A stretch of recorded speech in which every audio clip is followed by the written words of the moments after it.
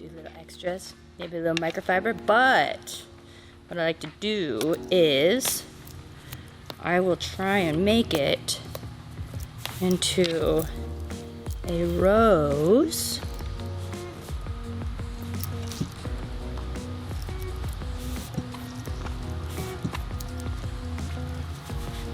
And sometimes it works. Sometimes it doesn't. Look at that. And then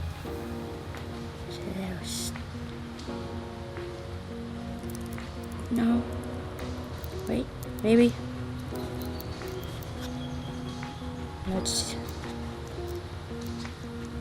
Okay.